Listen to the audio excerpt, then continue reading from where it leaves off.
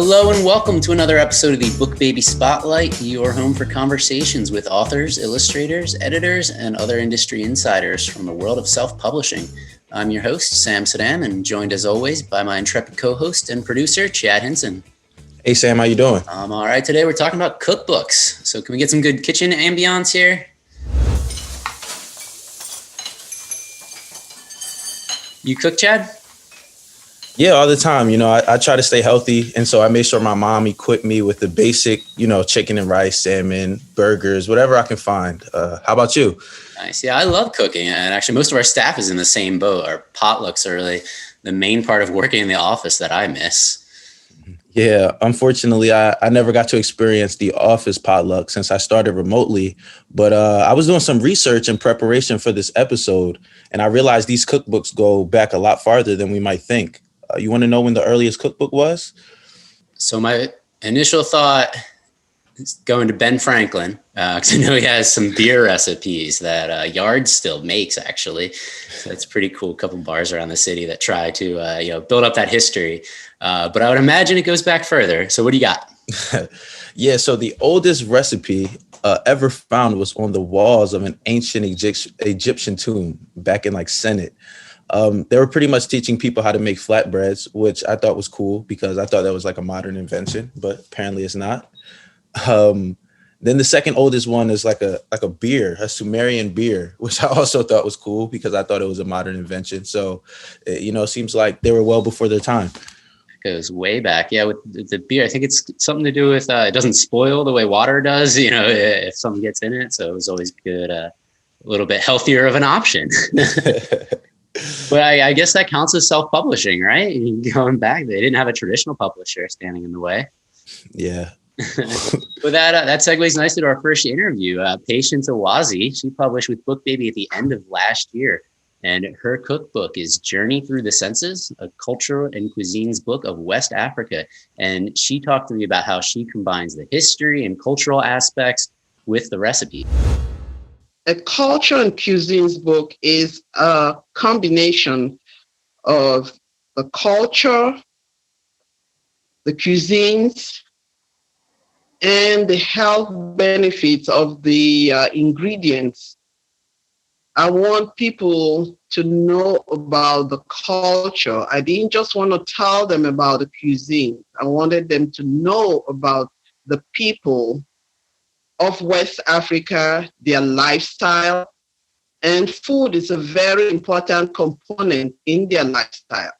So that's why I call it the culture and the cuisine, because there's a full section only on culture and a full cookbook on the cuisines of West Africa. I did the research on so many countries in West Africa, and the commonality among them. And so that's why I wrote about the cuisines of West Africa, not just one country. Yeah, one of the best parts about our job is all the passion projects that we get to work on. She literally talks about how this is much bigger than just a book. It's her legacy. It's her sharing her culture with people who want to experience it. And so it was really cool hearing her talk about her experience working with BookBaby. But there's a whole lot more that went into this one because I continued the research and I wanted to give historians, people who study culture, students, a whole lot more because I wasn't sure if I was going to be able to write another one. And so BookBaby seemed to have been really professional, easy to deal with, and they just made me feel at ease, like they're going to be there. They're going to be there to help me promote this book. And so I felt very comfortable giving this opportunity to them and vice versa. Jane Capallo was able to shed a little more light on the experience of publishing a cookbook with BookBaby. Jane's a designer with us now in her 5th year here. And I was so grateful that she took some time out of her busy schedule to Zoom with me. So Chad, how long do you think it takes to design a cookbook? I don't know. I'd say maybe 4 to 6 hours. Oh man, you're not even close. So She says it can be up over 40 hours, more than a whole week she spends just working on a single cookbook. So it's a good clip of her talking about the difference between designing a cookbook and a novel. With cookbooks, there's definitely a lot more designing by page and by spread that goes into it than a novel, because a novel has so much more body text.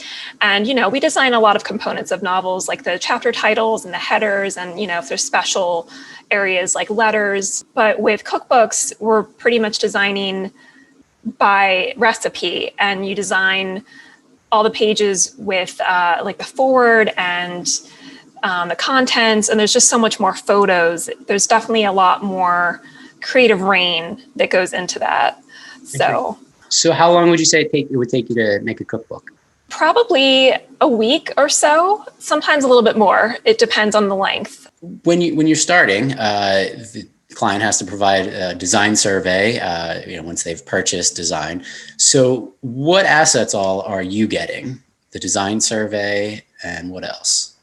Yeah, we get the design survey, which is super helpful. We get their manuscript, which is usually a Word document that is just, contains all the recipes and all the text, and then photos more often than not. And they'll either, tell us where the photos go, or sometimes the photos will also be in the manuscript as well. So what sort of questions are on the design survey? So there's areas where they can give some specifications for the cover. They can explain what kind of design direction that they want on their cover, and then also for the content. There's a few areas where they can give sample cover links, which are really helpful to give kind of a better idea of the look and feel and direction they want for their cover. And they can do this additionally for the content as well, to give some links to books where they like the formatting and they like the general look and feel, so we can get a little bit of inspiration from those to see what they're going for. So if there was one thing that you wish an author knew before submitting their documents to us to make a cookbook, what would that be? Definitely spend time on your photos.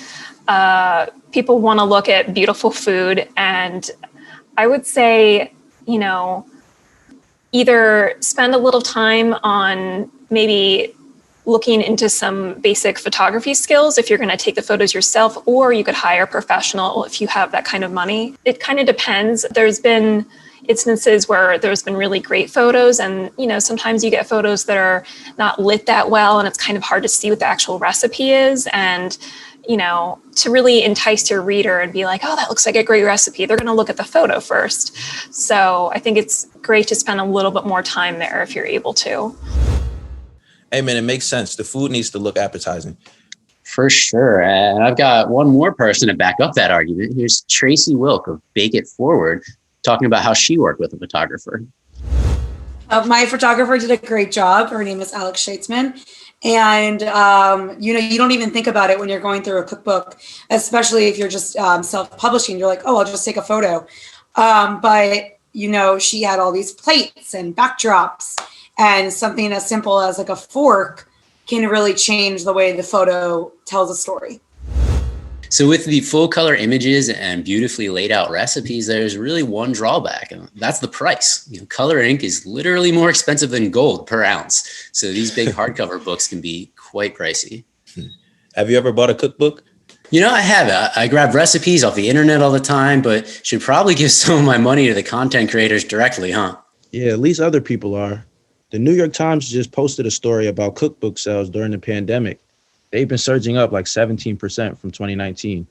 So I would imagine lots of diet cookbooks, vegan, paleo, keto, and then your appliance ones full of air fryer recipes. Yeah, and the influencer market too. There's bloggers and chefs who are working across different platforms. They're promoting their book as a part of that, like Samin Nasrat of the Salt, Fat, Acid, Heat. I love that show. For those with a smaller built-in audience, what can they do? Yeah, so when I was just looking into the targeting options for a cookbook, there's literally a large audience of people who I feel like would be interested in buying a cookbook. Cookbook in and of itself has like 57 million hits. Then you have cooking, the cooking channel, cooking show, food networks, pastries. Yeah, then you can kind of get into the specific types of cooking based on the books, whether it's baking or pastries or desserts or whatever. So yeah. If it's a good time to make a cookbook right now. And not only that, but I'd suggest targeting based on income. If you're going to be selling, a $45 book, unless you have a cookbook that's intended for thriftiness, which you would think would be a black and white printed book. But I'd say really go for an upper middle class audience. Yeah, man, Facebook strikes again with their wealth of information. They actually have opportunities to target high income homes by like the top percentages of zip codes. So if you live in like a very wealthy neighborhood, they know that somehow, some way. I'm not sure, but it's neat. That being said, it's not a paperback where you read it once and pick it up a few years later, maybe lend it to a friend and never see it again. It's a book you can refer to for years. And in this particular case with Tracy Wilk, the cost is really less concerning. Why for this book? Well, I'll let Tracy tell the story of #BakeItForward. But it really did not start as a cookbook. It started just in March 2020. I kind of found myself furloughed like many other people, especially in hospitality. I live in New York City and I just kept hearing sirens go by. And for me, when I'm bored or when I want to do something nice, I bake cookies. That's kind of like my love language. And I posted in Facebook to a local New York City group. I was like, hey, I'm a chef. It's weird. Let me know. But like, I want to bake some cookies and drop them off at the hospital. Would you guys accept them as a way of saying thank you?